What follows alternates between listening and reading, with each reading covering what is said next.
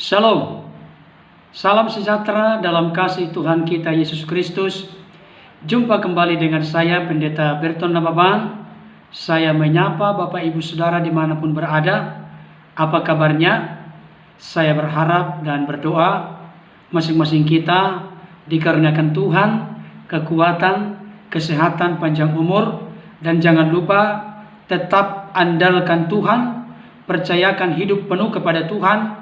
Karena kita percaya kita aman, nyaman dalam genggaman tangannya. Bapak Ibu Saudara yang dikasihi Tuhan, tidak terasa sebentar lagi kita akan mengakhiri tahun 2020 ini. Kita sudah masuk ke bulan Desember. Kita tahu bersama bulan Desember sudah mulai terasa suasana Natal. Oleh karena itu, sebelum saya lebih lanjut membawakan firman Tuhan, saya akan mengucapkan selamat Natal untuk kita semua, untuk Bapak Ibu Saudara dimanapun berada. Biarlah kiranya damai Kristus senantiasa melimpah menaungi kehidupan kita. Baik Bapak Ibu Saudara, oleh karena bulan Desember sudah masuk kepada suasana Natal, maka pada kesempatan ini saya akan membawakan firman Tuhan juga berkaitan dengan Natal. Saya beri judul makna Natal yang sebenarnya. Saya ulangi sekali lagi, makna Natal yang sebenarnya.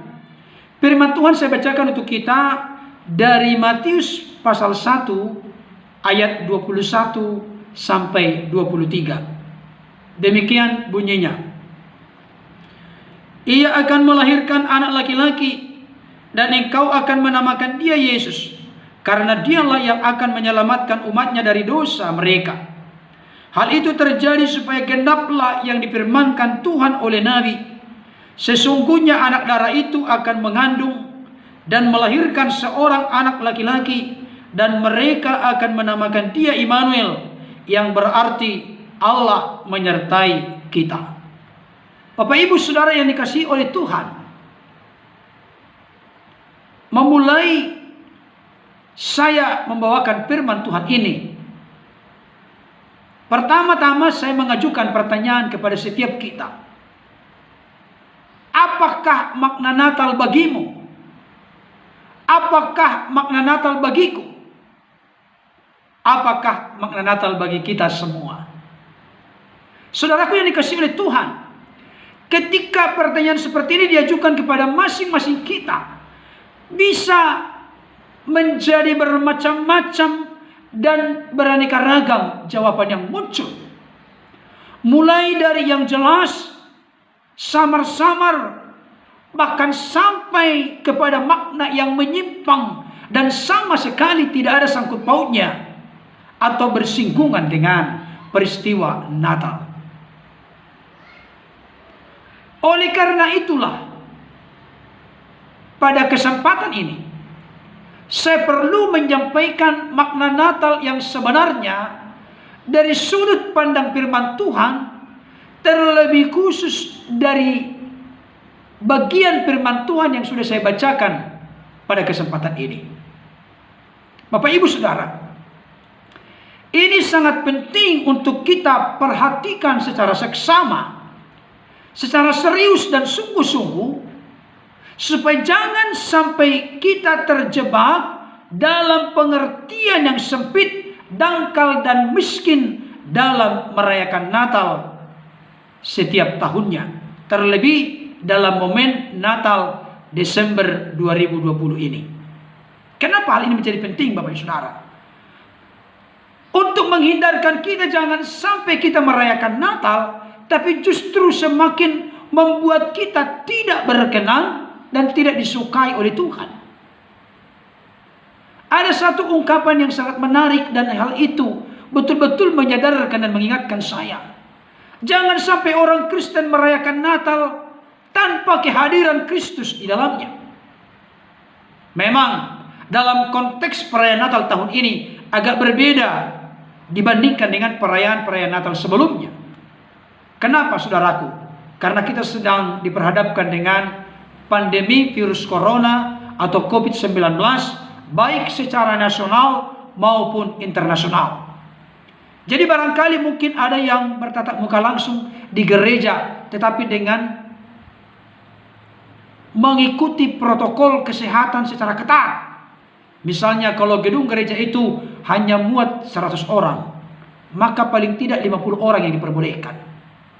Sehingga ada jarak di sana. Sehingga oleh karena itu, sekalipun memang ada yang tatap muka langsung, tapi ada banyak yang live. Ada banyak yang siaran langsung melalui media yang telah tersedia. Tidak ada yang salah dengan itu.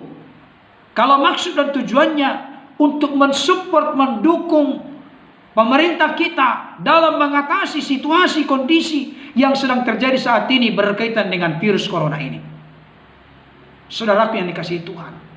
Tetapi yang jelas yang perlu kita perhatikan, apakah saudara dan saya merayakannya tatap muka langsung di gereja, atau apakah melalui siaran langsung atau live?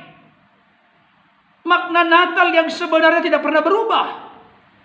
Dan makna Natal itu harus betul-betul tertancap, terpatri, terintegrasi di dalam pola pikir kita, dalam pengertian pemahaman kita, sehingga hal itu menjadi warna kehidupan kita. Ini penting Bapak Ibu Saudara. Nah, di dalam bacaan kita ini, latar belakangnya, di saat Tuhan menyatakan kehadirannya melalui malaikat dalam mimpi kepada Yusuf. Perlu saya jelaskan, Tuhan juga menyatakan kehendak dan rencananya kepada Yusuf berkaitan dengan anak yang akan dilahirkan oleh Bunda Maria. Saudaraku yang dikasihi Tuhan, di dalam ayat yang ke-21 sampai 23, paling tidak saya menemukan ada 3 hal penting yang diberitahukan oleh malaikat Tuhan melalui mimpi kepada Yusuf tentang arti, makna, dan maksud kelahiran dan kedatangan Kristus ke dunia ini. Apa sajakah itu? Jawaban atas pertanyaan ini, itulah makna Natal yang sebenarnya yang harus kita mengerti dan pahami, dan yang harus kita nafasi, hidupi dalam konteks momen perayaan Natal di bulan Desember 2020 ini. Supaya jangan terlalu panjang nanti pembahasan saya akan bagi dalam 3 sesi. Dan untuk kali ini, kesempatan ini, saya bahas bagian yang pertama. Saudara dikasihi oleh Tuhan, Matius 1:21 berkata demikian, ia akan melahirkan anak laki-laki dan engkau akan menamakan dia Yesus, karena dialah yang akan menyelamatkan umatnya dari dosa mereka. Makna Natal yang pertama jelas di sini tersurat. Bukan sekedar tersirat, tapi tersurat. Fakta dan datanya sangat jelas. Tidak lagi perlu penafsiran yang muluk-muluk. Tidak perlu lagi penafsiran yang ngejelimet. Tidak, saudaraku. Ternyata di sini Yesus lahir dinamakan, tentunya namanya Yesus. Anak laki-laki yang lahir itu dinamakan Yesus. Kenapa dinamakan Yesus? Karena dialah yang akan menyelamatkan umatnya dari dosa mereka. Berarti makna Natal yang pertama untuk kita, Yesus lahir menjadi penyelamat umat manusia dari dosa. Saya ulangi sekali lagi. Yesus lahir menjadi juru selamat atau penyelamat umat manusia dari dosa. Saudara yang dikasihi oleh Tuhan, Yesus adalah padanan Yunani untuk kata Ibrani Yeshua. Yosua yang artinya Tuhan menyelamatkan. Tentu nama ini menjelaskan tugas Kristus pada masa yang akan datang. Dalam konteks Alkitab ini, kalau sekarang ya sudah terrealisasi. Karena Yesus telah lahir, Yesus telah kurang lebih 33,5 tahun di dunia ini, Yesus telah disalibkan, telah mati dan bangkit dari antara orang mati. Setelah 40 hari menampakkan diri kepada murid-muridnya, akhirnya naik ke surga, duduk di sebelah kanan Allah Bapa yang Maha Kuasa untuk menyediakan tempat bagi saudara dan saya. Suatu saat nanti dia akan datang pada kali yang kedua untuk menjemput kita supaya dimanapun dia berada, kita ada berada di sana bersama dengan Yesus Kristus. Bapak Ibu Saudara yang dikasihi oleh Tuhan, Yesus sebagai juru selamat menyelamatkan umat manusia dari dosa. Saya perlu sampaikan kepada kita, dosa adalah musuh terbesar umat manusia. Karena apa? Karena merusak jiwa dan kehidupan kita. Dosa itu memiliki sifat mengendalikan, menguasai, memperbudak, memperhamba. Dan tidak ada solusi yang bisa ditawarkan oleh dunia untuk mengatasi ini dosa. Tidak mungkin orang buta menuntun orang buta. Tidak mungkin orang berdosa menyelamatkan orang berdosa. Yang sanggup memberikan garansi, jaminan, kepastian, keselamatan untuk kita bisa ditebus dan diselamatkan dari dosa adalah pribadi yang tidak berdosa. Siapakah pribadi yang tidak berdosa? Yang layak menjadi juru selamat yang meyakinkan bagi kita. Dia adalah Sang Firman yang diutus oleh Bapa, turun menjadi manusia. Pada mulanya adalah firman. Firman itu bersama-sama dengan Allah, dan firman itu adalah Allah. Yohanes 1 ayat 1. Yohanes 1 ayat 14. Firman itu telah menjadi manusia dan diam di antara kita. Kita telah melihat kemuliaannya, penuh kasih karunia dan kebenaran, dan seterusnya. Firman harus turun menjadi manusia karena yang diselamatkan adalah manusia. Kenapa harus turun menjadi manusia? Karena manusia tidak bisa menyelamatkan dirinya dari perhambaan perbudakan dosa.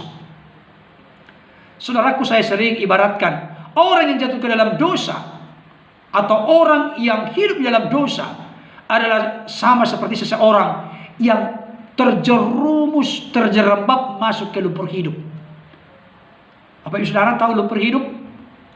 Lumpur hidup artinya lumpur yang bisa membuat seseorang ketika dia masuk ke dalamnya, semakin dia bergoyang, semakin dia akan masuk lebih dalam lagi. Artinya, seseorang yang sudah jatuh dan hidup dalam dosa, seseorang yang jatuh ke dalam lumpur hidup, itu contoh.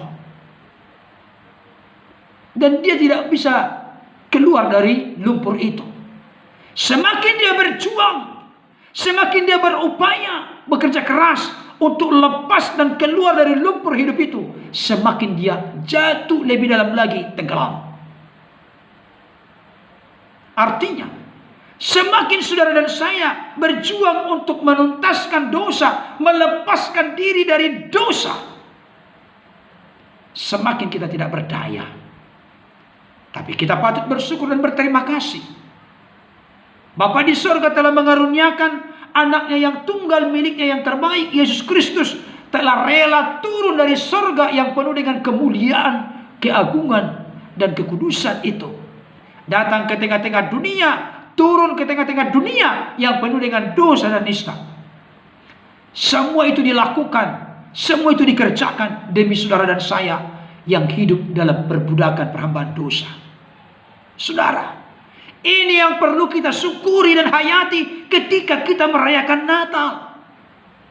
Oleh karena kelemahan dan ketidakberdayaan kita dalam mengatasi dosa yang bisa merusak jiwa kehidupan kita, maka Kristus lahir di kandang yang hina, di sebuah pedungan di Bethlehem kurang lebih 2000 tahun yang lalu. Saudaraku yang dikasihi Tuhan, apakah makna Natal bagi kita saat ini? Yakinkan diri kita masing-masing. Oh, ternyata Yesus datang untuk menebus hidupku dari dosa. Yesus datang untuk menyelamatkan hidupku dari perbudakan perhambaan dosa. Maka kalau seseorang merayakan Natal, dia perlu berbenah, Tuhan, apakah aku sudah menghargai karya penebusan penyelamatanmu bagiku? Itu penting Bapak Ibu Saudara. Melalui kematian Yesus yang mendamaikan dan kuasa Roh Kudus yang menguduskan, Maka setiap kita yang berbalik kepada Yesus, pastilah dibebaskan dari segala kesalahan dan perbudakan dosa. Amin, saudaraku. Seseorang tadi yang masuk ke lumpur hidup, dia berupaya tidak mampu keluar dari sana.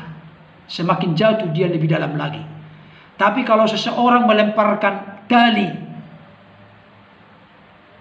kepada dirinya, apakah dia sudah bisa keluar? Belum tentu.